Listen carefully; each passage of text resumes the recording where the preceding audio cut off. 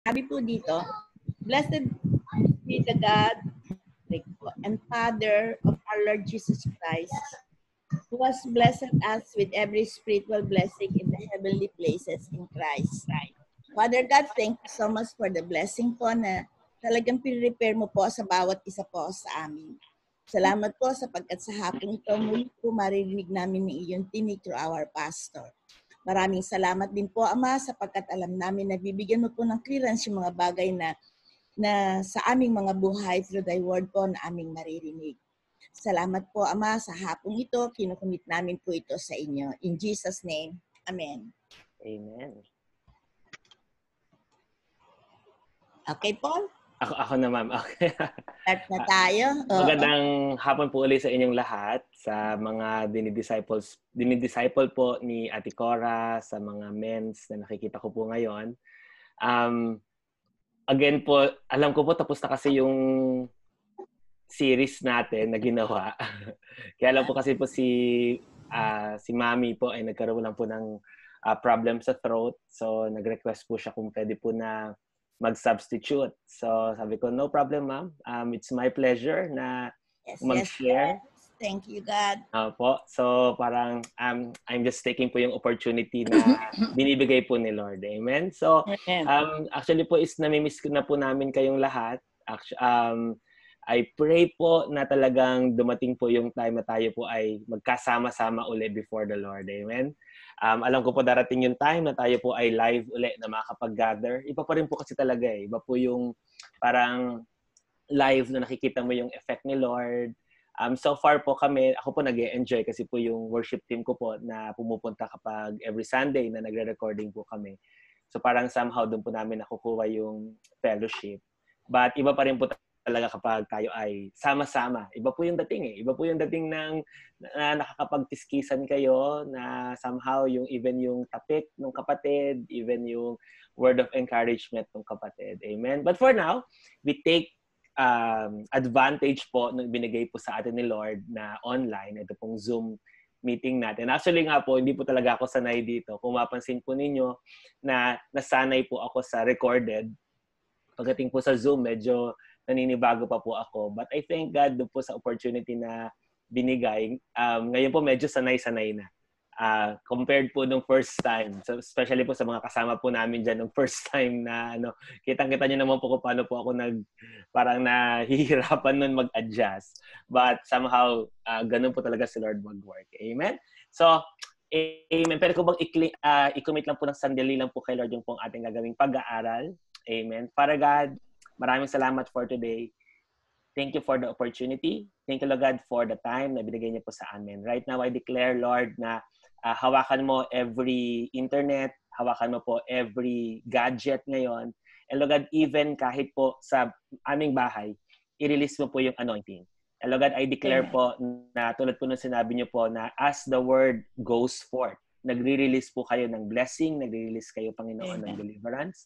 I declare, Lord, that even though wala kaming laying on of hands, but Lord God, right now, even as we are just listening, even as we are just sitting, hearing your word, as the word goes forth, Lord God, yung po mga kailangan namin, yung po mga pinagdadaanan namin, even Lord God, the guidance that we need supernaturally will be met by you. We commit po sa inyo yung aming pag-aaralan today. In Jesus' name we pray. Amen and amen. Hallelujah. Anyway po, parang pinag-aralan po natin for the two weeks po na ako po ay inalaw po ni Ate Cora na magturo. Pinag-aralan po natin yung being thankful kay Lord. Nakita po natin na kasi po parang nagkakaroon po kayo ng character study. Si Apostle Paul po yung na-assign sa akin, and when I was looking po kay Apostle Paul, I was really surprised na though I was aware of it before, pero iba po pala talaga na I was surprised na if there's one character ni Apostle Paul, he was really thankful. And nakita po natin yun sa mga verses na binasa natin. And ako po, habang nag-Bible study ako sa iba't iba ko po mga alaga, pag nagka-come across po ako sa passage na sinulat po niya, nangingiti po ako kasi talaga po nakikita ko po how ang daming beses sinasabi ni Apostle Paul na I thank my God through Jesus. I thank Jesus. Sabi niya, kahapon lang po may ka-Bible study ako. Ano kami doon sa may Romans 7. Sabi po doon sa Romans 7 na, "O wretched man that I am, who will deliver me from this body of death?" Pero tapos sabi, "But I thank the Lord through Jesus." So, alam nyo, nangiti talaga ako. And even up to now po, ginagamit ko po siya. Last week, I don't know kung naalala nyo po na pinag-aralan natin na ang sagot pala sa anxiety, kapag ikaw ay hindi na makatulog sa gabi, kapag ikaw ay feeling mo hino-hostage ka nung iyong prayer request, the answer is to give thanks. Amen. The Lord is my witness po, mga kapatid, na ako po yung unang-unang nakinabang nun. Madami pong beses nito pong linggong to na nagkaroon po ako ng mga anxious na mga situations. And then when I found myself na I'm praying for something and then di ako makatulog, I remember yung, "Oh nga Lord, be anxious for nothing but in everything by prayer and supplication with thanksgiving." And I find myself po na habang nakahiga ako, I'm just beginning to thank the Lord.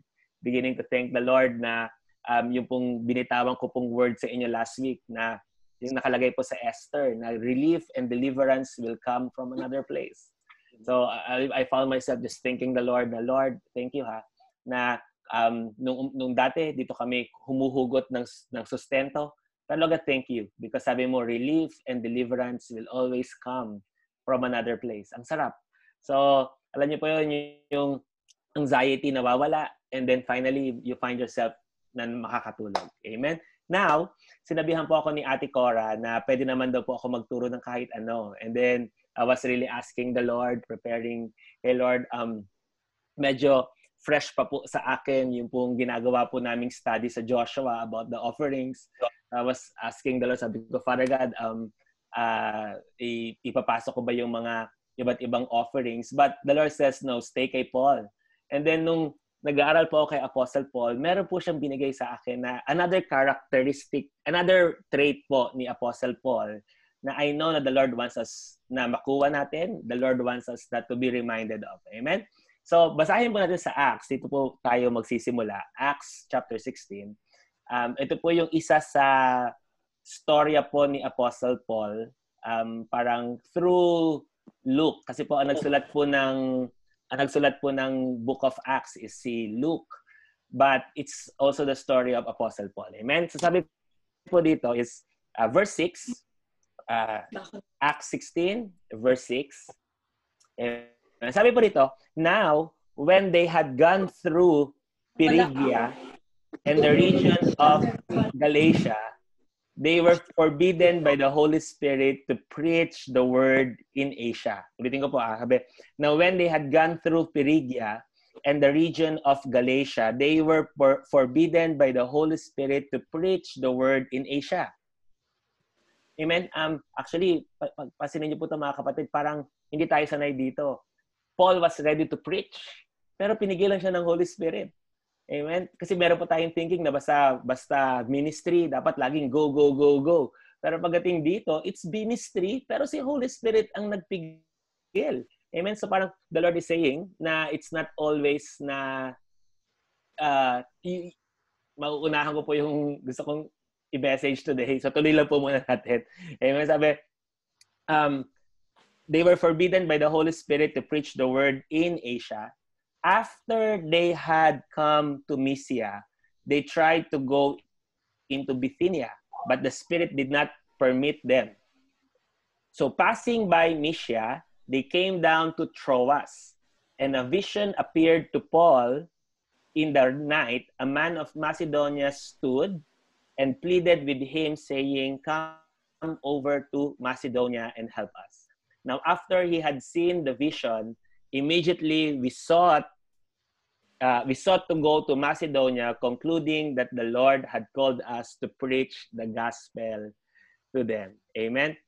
Makikita niyo po dito mga kapatid na how many times sinabi na the Holy Spirit forbade si Apostle Paul na magturo. Parang pumunta daw sila sa isang lugar, then the Holy Spirit forbade them.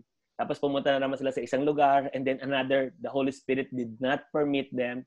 And then after po noon, nung mapunta na sila sa Macedonia, kasi na naginip daw po yung isa sa kanila, a vision daw po nag-appear kay Apostle Paul.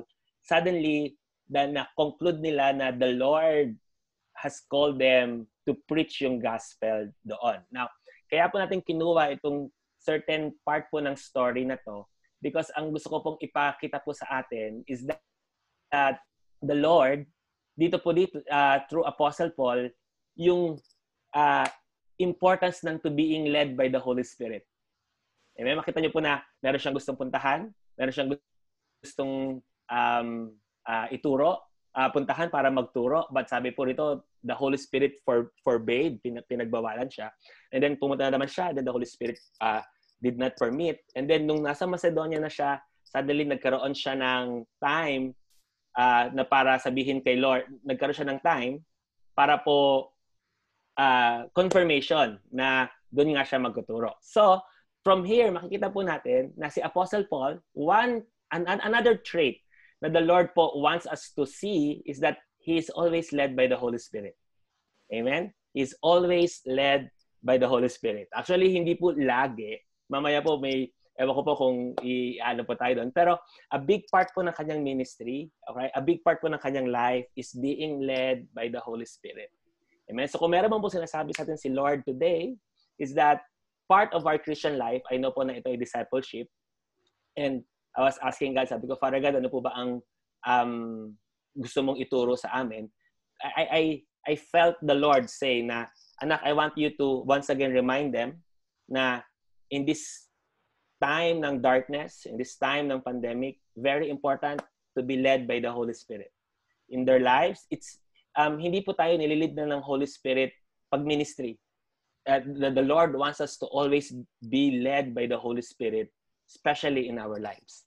Makita niyo po na si Apostle Paul, talagang laman din ng puso niya ito through the following verses. Romans 8:14.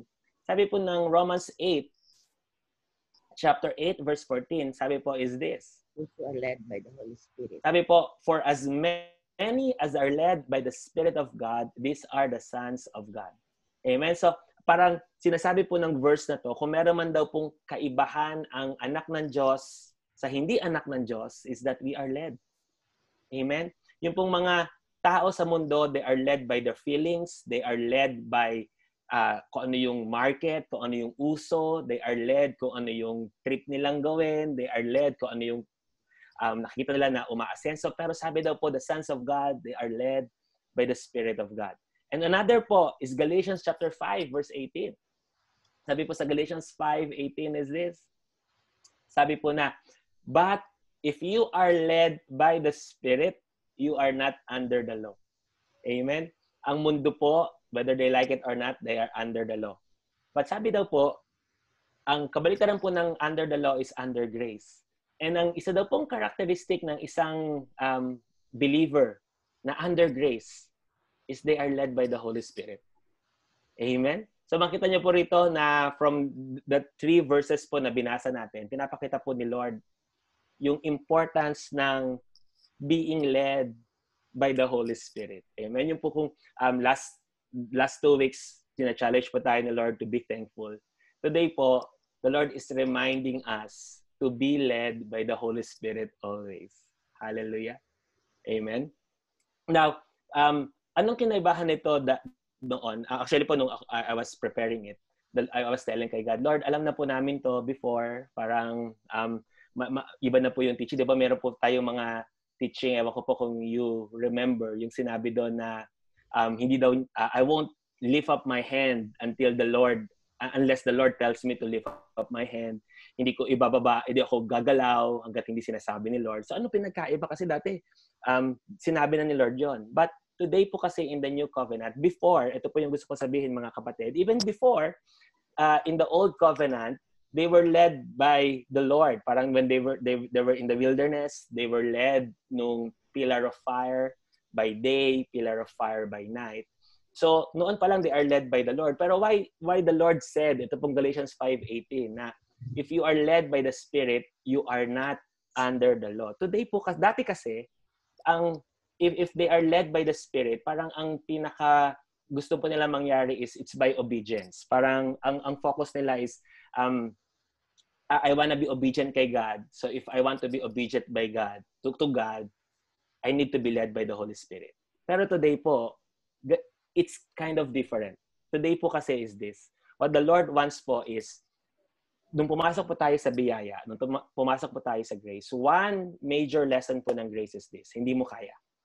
Na anything na gagawin mo by your own action, by your own effort, by your own thinking will lead to ruin. That's our story. Yun po ang biyaya na pinakita po na kapag ikaw ang nasunod, pag ikaw yung emotion mo, ang nagpadala ka sa emotion mo, it always lead to ruin. Di ba? Pansinin niyo po, pag kuwari kayo galit na galit, tapos ikaw ang nasunod, yung gusto mong sabihin yung nasunod, kung ano yung nararamdaman mo, inalaw mo na lumabas yon, anong nangyayari? Nasisira ang relasyon.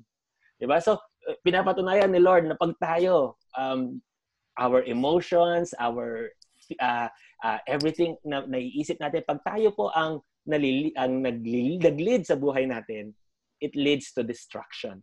So, nung pumasok po yung biyaya, nakita natin na si Lord, gusto niya na siya yung maging shepherd natin. Siya yung masunod. Not para sundan lang siya, but because He has our best interest in our heart. So parang by being led by the Holy Spirit, sinasabi ni Lord na, anak, I would lead you to success. So parang in a way, ito po yung gusto ko sabihin. We want to be led by the Holy Spirit. Why? For this reason. Nakalagay po sabi po sa 2 Corinthians 2:14. Amen? 2 Corinthians 2:14. Ang sabi is this. Sabi po, now thanks be to God. Again, ito po yung sasabi ko po na si Apostle Paul noon. Puro thanks.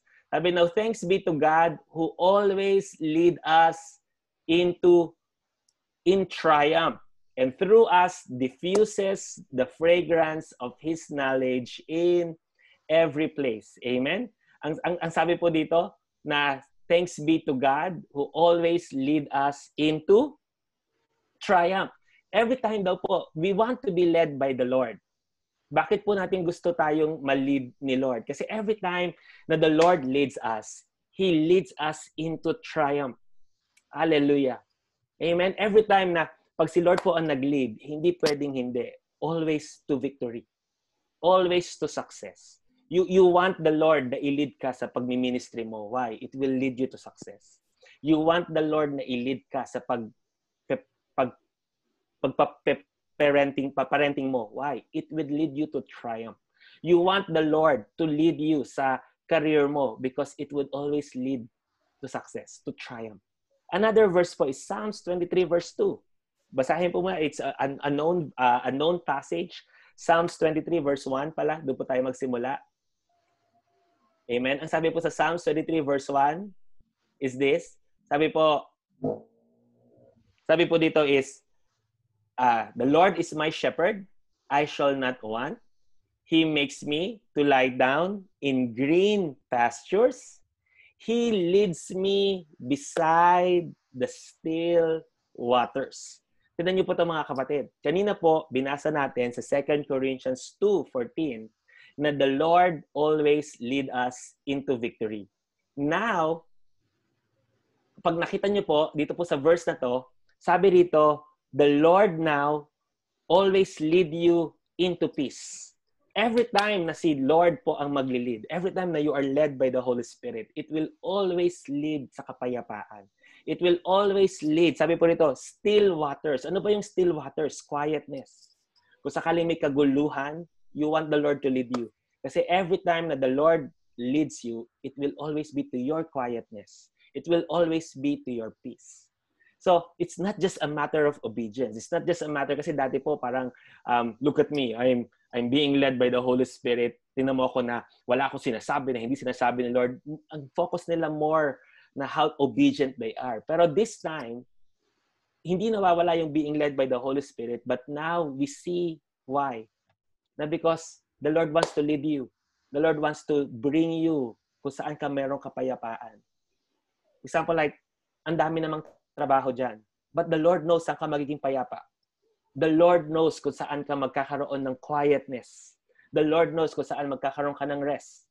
So, instead of you na mamimili, magbe-weigh ng pros and cons, sabi ni Lord, the Lord is my shepherd. He leads me. And sabi nito, the Lord leads you to triumph. Na, tawag ito, the Lord who knows everything. He knows the way out. He knows how to overcome. He knows how to have victory just sa kalagayan na yan. So instead of you leading yourself to victory, the Lord says, no. Thanks be to God who leads. So we want to be led by God. Amen? So parang tulad po ni Apostle Paul, kung saan even in his ministry, he was led by God. Right now, the Lord is saying po, through the life ni Apostle Paul, na He wants us. He wants to lead us. Amen? Sadly po, mga kapatid, meron po tayong babasahin. Ito po, medyo magugulat lang po kayo ng konti. Medyo may nagkaroon, pwede niyo po ba akong bigyan lang po ng konting, amen. Kasi po parang medyo nagkaroon lang po ako ng konting problem sa aking view.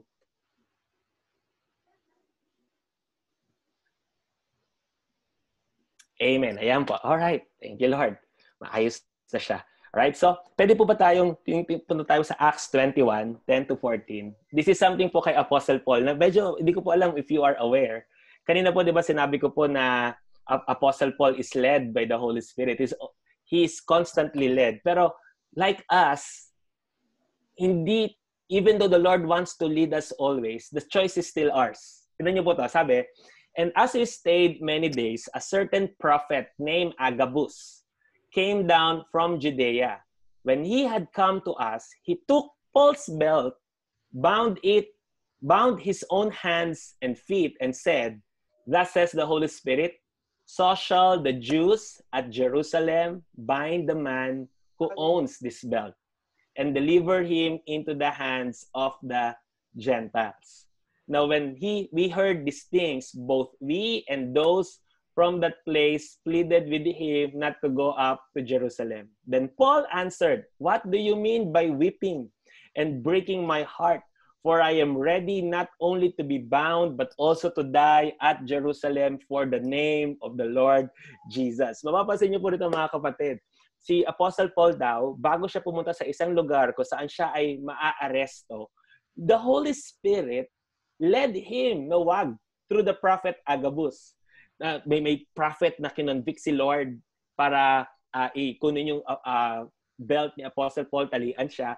Pero ano po makita nyo rito? Ang sabi daw ni Apostle Paul, siguro kasi masyadong, alam niyo po si Apostle Paul, habang nabubuhay po siya rito sa mundong to, dumating po siya sa point na medyo torn siya.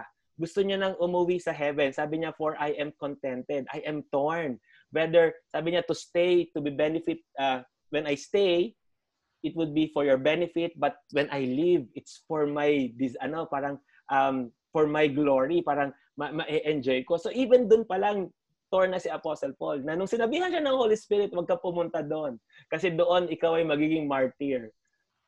Apostle Paul still had the choice. Tumuloy pa rin siya. So, what I would like to say through this verse, actually po, gusto ko pong ipalam sa inyo lahat, hindi kagustuhan ni Lord maging martyr si Apostle Paul. Baka ma-shock po kayo dyan. Dito po sa binasa natin na to, hindi po kagustuhan. The Holy Spirit used a prophet para sabihan si Apostle Paul, wag, ito yung mangyayari sa'yo. Pero si Apostle Paul pa rin yung gusto mag-martyr. Pinayagan ni Lord, inalaw ni Lord, God turned it into good. Pero ano pong pinapakita nitong verse na to? Na even though the Lord leads, ultimately it's our choice. Whether or not we would follow the leading of the Holy Spirit. Amen. But gusto ko pong sabihin muna is this. Every time we submit ourselves to the leading of the Holy Spirit, it's always into triumph. Amen. I remember po nung ililipat ko na po yung aking anak from Amazing Grace.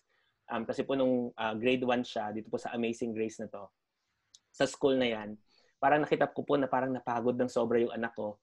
Parang hindi ko na nagustuhan yung curriculum, hindi ko na nagustuhan kung paano. So ang ginawa po namin mag-asawa, naghanap po kami parang nagkaroon ko ng desire na ilipat siya.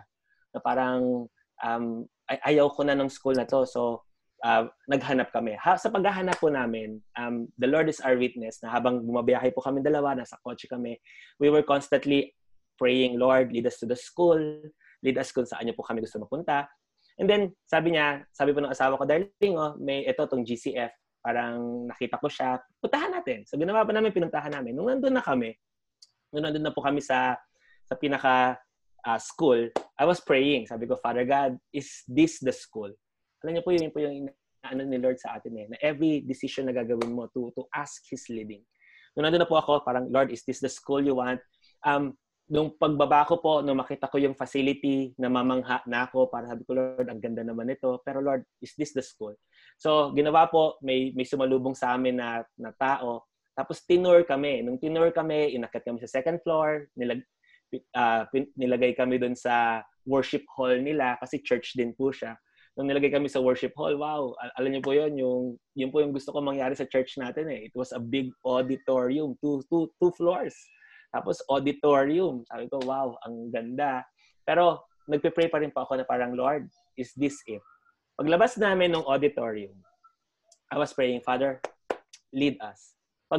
Nakapikit po ako noon. Tapos pag dilat po ng mata ko, nakita ko yung tarpaulin. May tarpaulin doon na nakalagay doon. We raise kids centered on Jesus. Alam niyo po yung I was asking the Lord, Lord, lead me, lead me, lead me. Pag bukas po ng mata ko, ang bumulaga po sa akin yung tarpaulin. So sabi ko, darling, parang kinakausap na tayo ni Lord. Parang, ito na, lead. Pero still praying kami na, Lord, to be led. So dinala na po kami nung sa amin, nung nag-entertain, dinala na po kami dun sa pinaka-office nila para pag-usapan yung presyo. So nagtanong po yung asawa ko, magkano ba dito? Muntik na pong yung malaglag yung bibig na yung panga namin nung makita namin kung magkano. Parang times 2 po nung binabayaran ko sa Amazing Grace. Alam niyo po yung doon pala parang, baka hindi ito leading ni Lord.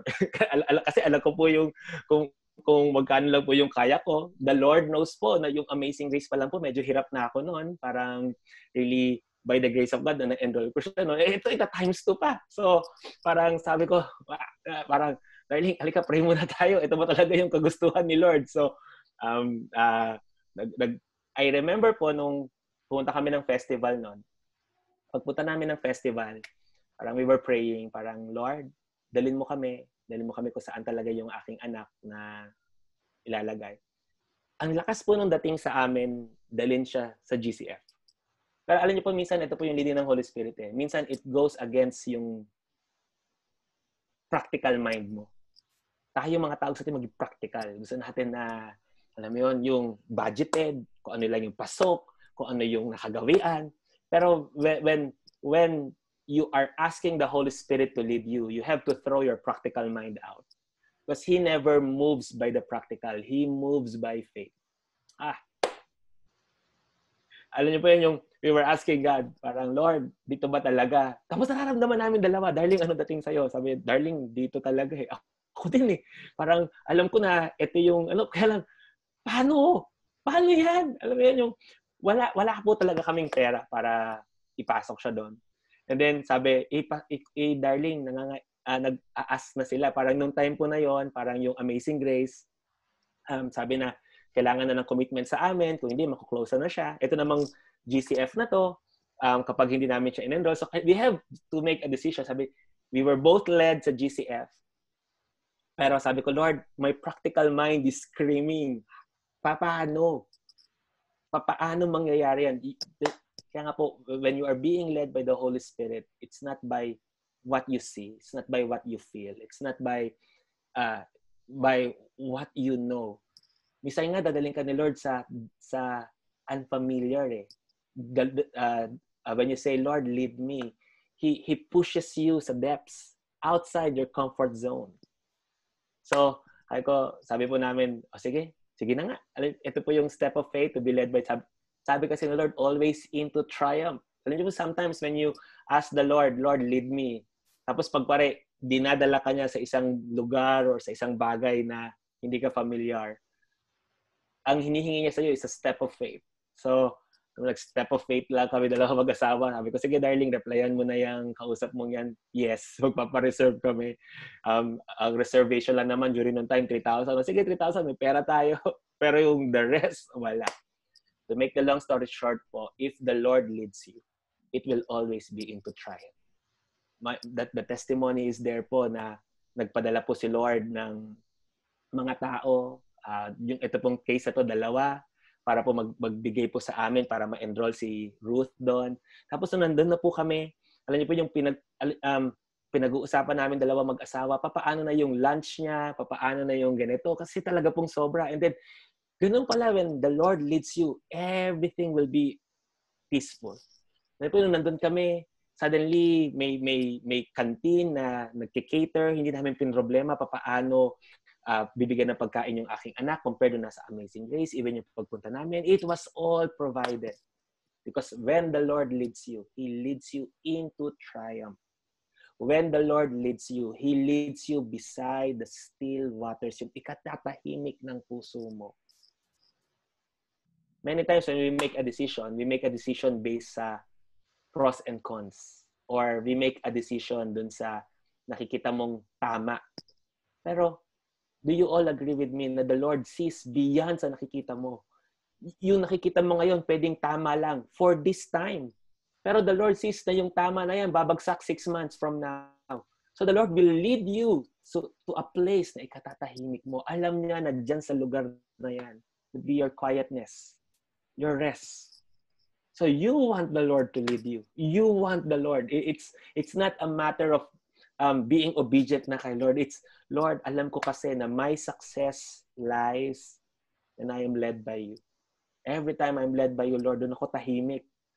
When I am led, I remember din po another instance na nung meron po kaming parang i-acquire na lote, kami po mag-asawa. Ito po ngayong ito pong kung saan po nakatayo po yung aming bahay.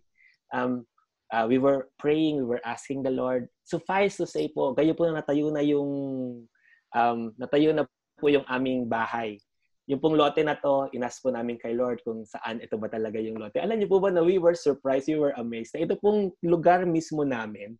Ito po kasi dito po sa Katarungan Village, nagpapatay po ng tubig. Parang kasi po hindi po siya Maynilad, so nagpapatay siya ng tubig. Pero nagulat po kami, sabi namin, nung nakatira na po kami dito, bakit hindi naman nawawala ng tubig? Humihina yung tubig pero may tubig. So nung nakausap na po namin yung, ang tawag po namin water boys dito sa Katarungan. Sila po kasi yung nagpapatay ng tubig. Sabi namin, pinapatay po ba yung tubig? Sabi, yes, pinapatay namin yung tubig. Bakit? May tubig po lagi sa amin. Kasi po, yung lugar ninyo, catch basin. Parang lahat daw ng mga tubig sa buong subdivision, pag pinatay, bumabagsak sa lupa namin, dito po sa may lugar namin. So even though nakapatay na yung tubig, lahat ng tubig ng kapitbahay namin napupunta sa amin. So, lahat po ng tubig nung village sa amin napupunta. Sabi ko, Father God, grabe. I mean, yung every time when the Lord. Tapos sumunod po, nung nag-apply kami ng internet, yung in-apply po naming internet parang for 50 Mbps. Kailangan ko po kasi na yung Mbps namin, kailangan ko po medyo mataas kasi po nag-online schooling. Ito lang pong lugar namin, nung nag-apply na po kami, nagpakabit kami sa Globe, yung binayaran po namin is para sa 50 Mbps. Pero ang actual po na bilis ng internet namin, pumapalo ng 95 to 100 Mbps, which is sobrang bilis. Tapos nung tinanong po namin yung sa nagko-connect, ano bang meron, bakit ang bilis? Sabi, kasi daw po, dito sa lugar namin, hindi nila kayang kontrolin yung bilis. So, lagi daw mabilis. I thought, ay Lord, every time you lead into triumph, every time you lead into your peace. Kung kukuha ka ng lupa, it's not for you para alamin, ito ba yung maganda?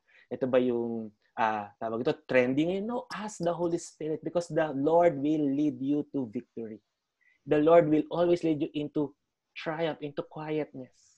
Oh, I love it. I love po what I'm saying. Basahin mo ulit. Sabi po, sa 2 Corinthians 2 verse 14, sabi, now thanks be to God who always leads us in triumph in Christ and through us diffuses the fragrance of His knowledge in every place. Basahin mo ulit yung Psalms 23. Tingnan niyo po to, verse 1. Sabi, the Lord is my shepherd. I shall not be in want. He makes me to lie down in green pastures. He leads me beside the still waters. He restores my soul. He leads me in the paths of righteousness for His name's sake. another leading po ni Lord is every time He leads you, He lead you in the paths of righteousness. Now, iniscuss po namin to one time sa Joshua. Yung pong paths of righteousness na yan, hindi po yan yung road kung saan ikaw ay magiging banal. Hindi po yung ibig sabihin. No? Kasi po sa Israel today, meron po talagang literal na mga lugar na ang tawag paths of righteousness. Na yung daw pong mga shepherd, meron daw pong mga burol kung saan meron daw, sa burol daw yon, meron daw pong spiral na trail paakyat. Ang tawag daw po doon sa spiral trail na yon, ang tawag daw po sa Israel, paths of righteousness. Now, ang gagawin po nung shepherd, dadalid daw po niya yung sheep paikot, paakyat. Paserte, bakit hindi diretso sa akyat? Kasi sobrang medyo steep po nung burol, maglalaglagan yung mga sheep. So, kailangan iikot ng shepherd paakyat para pumunta sa tuktok. The picture po nun is this. The Lord will lead you to a pace na hindi ka masasaktan. Every time the Lord leads you, it will never be para ikaw ay for your distraction, not para ikaw ay mahirapan. Minsan nga, parang ito pang gusto ko sabihin, sometimes when the Lord leads, minsan parang ang bagal. Compared pag ikaw yung nasunod. Pag ikaw yung nasunod, mabilis, may effect agad. Pero bakit pag hinintahin mo si Lord, minsan mabagal. That's His pace. Minsan mabagal. Pero hindi siya mabagal, just right. And then, habang nililid sa paths ng righteousness, makikita mo na lang na nasa tuktok na ikaw. When the Lord leads, He will always lead you papuntang taas. Pag nakita mo, nasa tuktok na ikaw. So you want the Lord to lead you.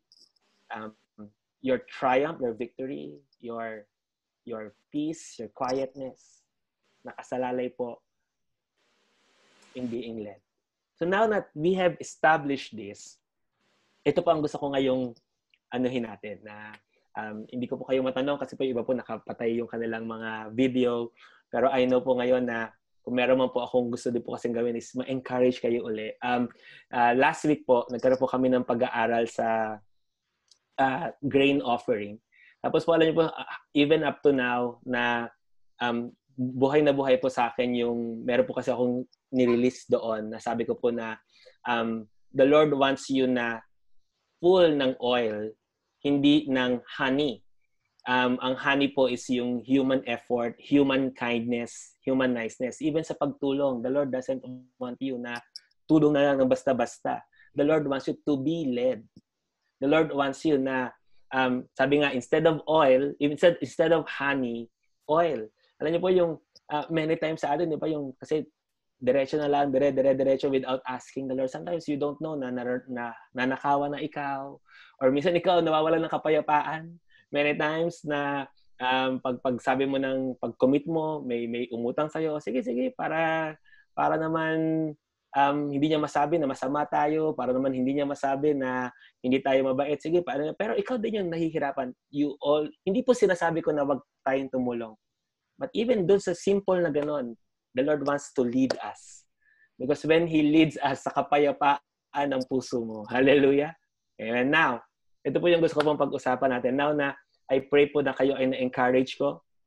I pray po na kayo ay na-inspire na, I wanna be led. I wanna, tawag ito, allow the Holy Spirit to lead us. Masaya po ako is pag-usapan po natin the ways the Holy Spirit lead us. Kasi po pag pinag-usapan po natin to, iba po sa atin masya-shock, yung iba po sa atin mariremind, yung iba po sa atin makikita po natin na, dito pala si Lord nag-lead.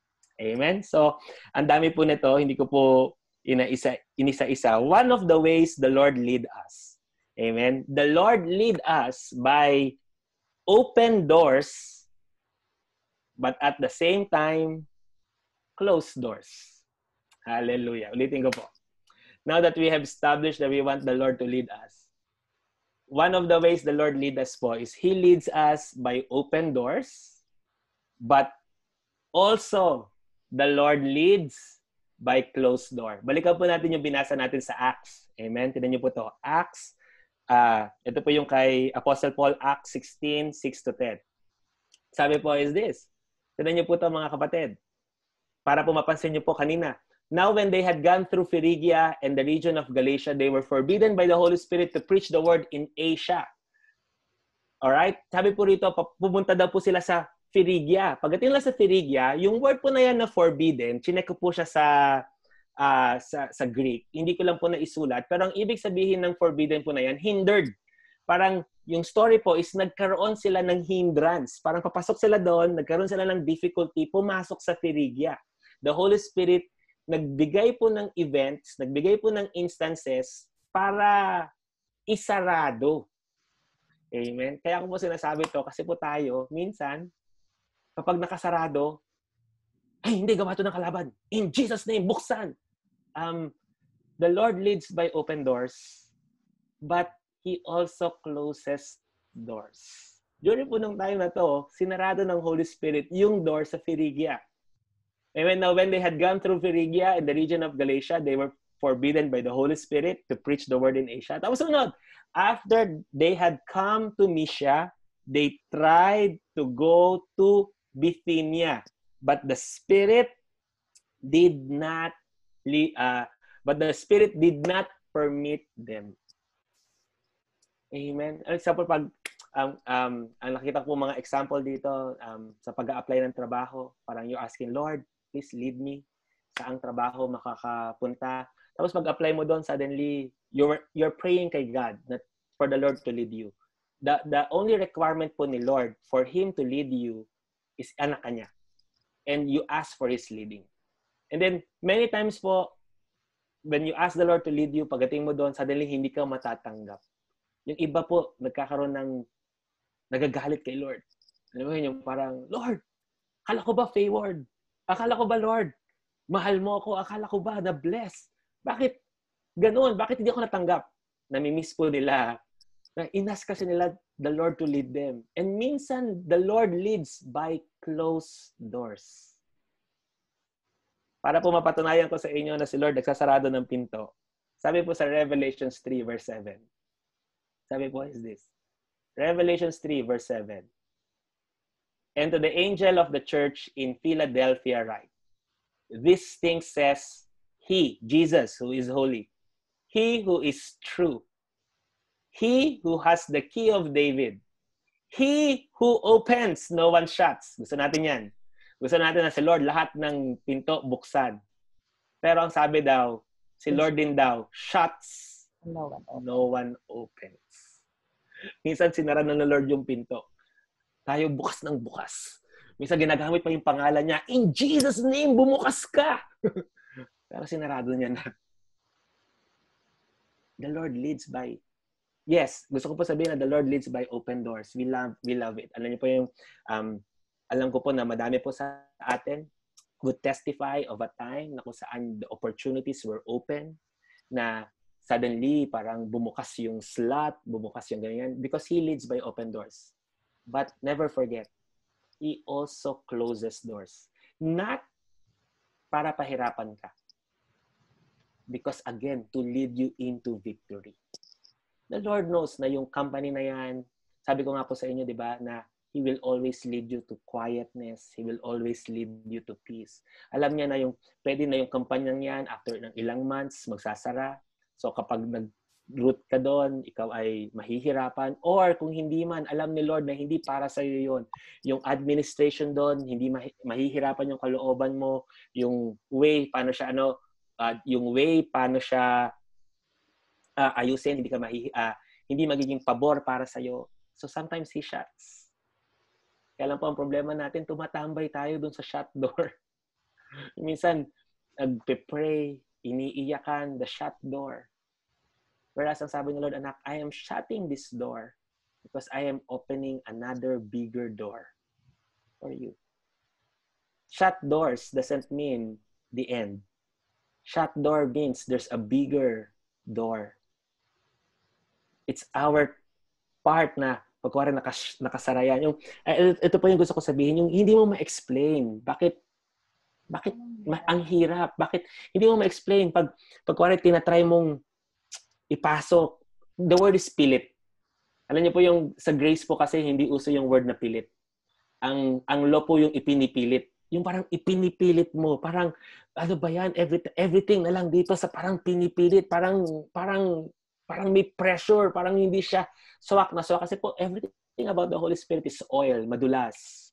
Everything about the Holy Spirit is peaceful, flowing. Alam niyo po yun yung ang pagkaka-describe po ng Bible kay Holy Spirit, He's a river. Pansinin niyo po, kapag ikaw ay nakaayon sa agos ng river, madali. Pero kapag ikaw ay lumalangoy against the river, dun mahirap. Most probably kaya mahirap because it's against the river. Most probably kaya parang yung yung masikip, nakakapagod because against the river. So the Lord opens, no one shuts. The Lord shuts, no one opens. Amen. Hallelujah. Ito po muna yung gusto ko sabihin. This is how the Lord leads. Amen. He leads by shutting the door. Amen. Hindi po ibig sabihin na si Lord ay galit sa iyo. No. He knows the best. And minsan po kasi tayo mga tao, tuloy nga po nung sabi ko last time, di ba po, yung tinuro po natin, yung prayer request mo, di ba yung may prayer request ka na, Lord, please, please, please, yung para tayo nagkakaroon ng blinder na horse. Hindi mo nakikita na, anak, there's the reason why I am not moving just a prayer na yan because it's not the prayer I want you to pray. Amen? Ang gusto po ni Lord is, when you say, Lord, lead me, He wants you to let go. Allow Him to lead you. Amen. Amen. Amen. Hallelujah. So, parang, actually, ang dami ko pa po. Meron pang 1, 2, 3, 4, 5, 6, 7 ways po kasi the Lord leads us. Pero nasa number 1 pa lang po tayo. Nakita ko po na 6:20 na. Ayoko naman po tayo na magtagal. But I think gusto ko po kayong iwan dito na the Lord leads us. Pero I think ano po yun, yung para po medyo magkaroon po tayo ng holistic na approach about how the Lord leads us. Makita mo na even pala sa mga sinasaradong bagay, minsan yung ikaw ay matanggal sa trabaho, ikaw ay tawag ito, yung nawala yung opportunity na yan. You ask the Lord, Lord, basta lead me. And many times, even yung pag-shut na yun ng Lord ng door, because He leads you. And ang problem po natin, ito po ang isang nakikita kong problem. Dito po ako magkatapos, na si Lord po kasi sobrang mapagmahal. Pag ipinilit mo, bubuksan pa rin niya for you. Nakasarado na yung pinto. Sabi ni Holy Spirit, anak, kasi kaya ko sinarado yan kasi dyan sa atmosphere na yan, sa lugar na yan, medyo mahihirapan yung kalooban mo. Mauubusin yan yung time sa pamilya mo, uubusin yan yung time para sa sarili mo. Ikaw, hindi. I remember po yung time. Sana nga po alam ko na ito eh. Kasi po nung ako po ay high school at ako po ay pa-college na, nung pong panahon namin, uso yung ECE. As in, uso po siya. Parang siya yung yayaman ka na career. Kasi po nung time na yun, bago pa lang ang ECE, tapos parang ang dami daw po ng mga tech companies na nasa Pilipinas. So, ECE. So, nung ako po ay pumunta sa iba't ibang mga university, nag-take ng entrance exam, syempre po, pag nilagay mo doon, nakalagay doon yung ano yung gusto mo na pasukin. Nilalagay ko lagi, engineer. I want to be an ECE, Electrical Communication Engineer. Ganyan. Ang pinaka gusto ko po na school nung panahon na yon, LaSalle. Parang talagang gusto ko po doon sa school na yon. Parang ewan ko kung ano meron na gusto ko po mag-aral sa LaSalle. Nandun po ako sa LaSalle, nilagay ko ECE. Pero meron po kasi doong aptitude test na kung saan parang bibigyan ka ng series ng exam. Tapos sa series ng exam na yon, ibibigay sa'yo kung saan nga bagay. So nung bumalik na po, parang tinake ko yung exam, alam niyo po ba na ang lumabas doon is psychology. Bagay daw ako sa psychology. Pero kasi sabi ko, hindi. Gusto ko ECE. Mga kaklase ko ECE. Ako ECE. valedictorian ECE. Pero ang sinasabi nung Lasal, tatanggapin ka namin, pwede ka rito mag-enroll, pero psychology. Ay, kung hindi ECE, lipat ako sa UP. Sa UP, hindi ko nakuha yung ECE, nakuha ko po mechanical engineering. Engineering pa rin. Tapos nakuha ko yung isang nung ECE, yung engineering. So, sa engineer. To make po the long story short, nag-shift ako ng course. Kasi po, nahirapan ako sa engineering. Nahirapan talaga po ako kalooban ko. Alam niyo po anong binagsakan kong course? Psychology. Ko, Lord, noon pa lang sinarado mo na eh. Parang noon pa lang, nililid mo na ako. You are very aggressive sa buhay ko. Yun po yung mga kapatid. Akala mo sinarado, pero no, the Lord knows. The Lord wants what is best for you. The Lord will always lead you into triumph. Our part is to be sensitive. Our part is to ask the Lord, Lord. Kung sakaling magsarado yan, our part is not ipilit. Pinilit. So, alam niyo po yon yung 2.5 years po ako, nag-aral po ako sa engineering. Pag-aral ko sa engineering, pag-debate ko po ng psychology, isa po sa ginapang ko na subject sa school is yung math. Kasi po, pahirap yung math ng UP. Known po sila dyan. Sobrang hirap. Paglipat ko po ng psychology, binaliwala lahat ng math ko. Kasi wala pong math doon sa psychology. Ano po yung ganun eh. Minsan, supposed to be yung biyahe natin as a Christian madali. Kasi sabi, everything about Jesus is easy and light. Tayo yung nagpapahirap. Tayo yung kasi meron tayong gustong mangyari. Meron tayong pinipilit. Kung inopen ni Lord yung door, it's open. Yeah. Sige Lord, pasukin ko yan. Pero pag sinarado, Lord, kung sarado, it's closed. Lord, lead me kung saan another may open. Amen? So, the Lord leads. The Lord leads us into triumph. The Lord leads us into peace. Pero the way He leads us, sometimes, actually many times din po, through closed doors. Amen. Wag po tayong magalit kay Lord. Wag tayong magalit sa sitwasyon. Wag po tayong magtanong, wag tayong mag-doubt. What the Lord wants is to give thanks. And then Lord, sige nga, if it's close, Lord, lead me saan ako next. Kasi pwede po yung susunod din. Hindi ko lang po alam kung kailan ko siya maituturo. The Lord leads po step by step. Tayo kasi mga tao, gusto natin makita mo yung buo. Pero many times when the Lord leads step by step, hindi niya muna ipapakita yung second step. Una munang step. Hindi gusto ko Lord makita ng lahat eh. Step by step. Next, kung magkakaroon tayo ng opportunity, pag-aaralan po natin how the Lord leads us. Pero yun po yun. So kung sakaling kinlose ng Lord yung door, He led us by closed door. The next is, Lord, sige, since naka-close yan, what's the next step? Amen? Hallelujah. Amen. I pray po na hindi po kayo masyadong bilaukan sa ating pinag-aralan today. Pero kung bumaas, can we all close our eyes today? Father God, marami po salamat for this evening na binigay niyo po sa amin.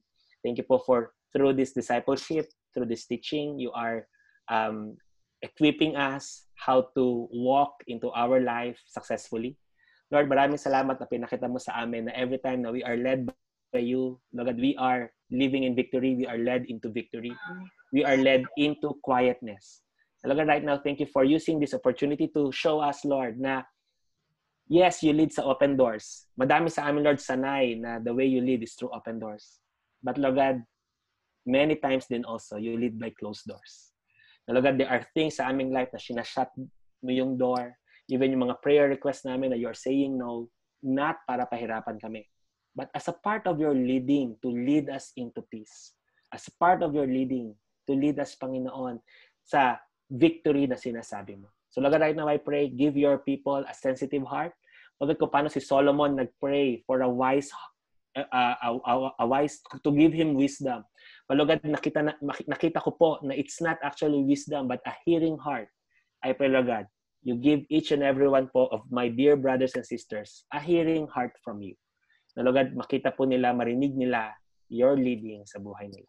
We give you praise, we give you all the glory. In Jesus' name we pray. Amen. Amen. Amen. Thank you, Paul, anak. Thank you po, Mami. God bless you po. Great and powerful, down to earth, yung ating narinig mula sa ating Diyos to you. Amen. Tunay na pag ikaw nililid ng Holy Spirit, mapapatunayan mo din, truly, you are the child of the living God. Amen. At kanina, yung sinabi mo na open door and closed door, maraming pagkakataon sa ating buhay yan eh. Pinipilit mo talagang buksan, naka-close pala. Parang si Apostle Paul din, kahit na sinabi ko anong mangyayari sa kanya, actually, minsan meron ka ng kutob na ganun mangyayari, kaya lang makulit. Tuloy-tuloy ka pa rin. Yung pala closed door na pala yung sayo ng Panginoon Diyos. But thank God, because meron pa rin siyang sinasabi na being a sovereign, omnipotent Father God, sa kakulitan natin, inaayos pa rin niya yung mga bagay na hindi naging maayos sa ating kakulitan. Amen? Thank be to God. Bigyan ko nga po kayo saglit ng ilang minuto because here in my heart, pasensya na po kayo, hirap po ako magsalita kasi meron po akong singaw tsaka dun sa throat ko. Thank God for the healing. Sabi po ay, ikaw mismo sa iyong sarili, alam mo kung inililid ka ng God o hindi.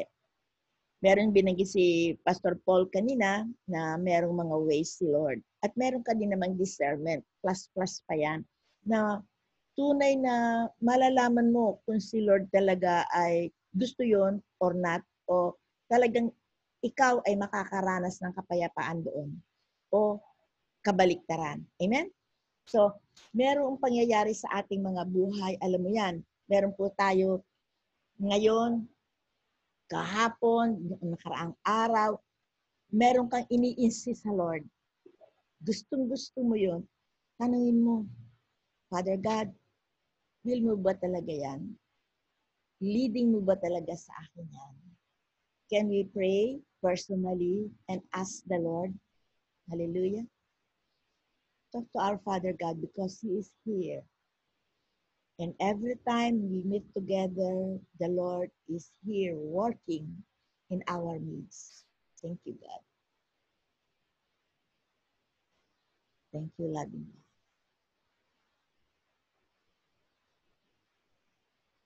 Sure, sick ka muna tihin. Thank you.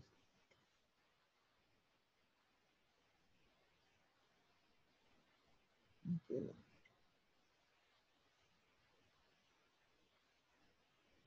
Truly, truly, Father, in the name of your Son, Jesus, you always hear us, as your word said to us.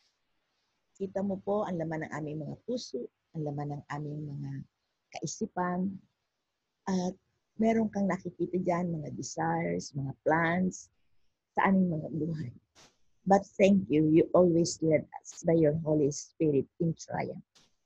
Always lead us in that peace, in that still water. You always lead us in the paths of righteousness. All glory to you, Father God. Thank you so much because pwede kami patuloy na mag-depend sa iyo. And thank you for giving us trust to you. And thank you for giving us faith to you. Thank you for your life that we live with. Thank you so much sa hapong ito. Inopen mo muli sa aming mga kaisipan, sa aming pananaw, sa aming mga buhay. How sweet you are so good to us. Oh, Father, we love you and thank you, Lord Jesus. Amen. Thank you so much, Father. Thank you.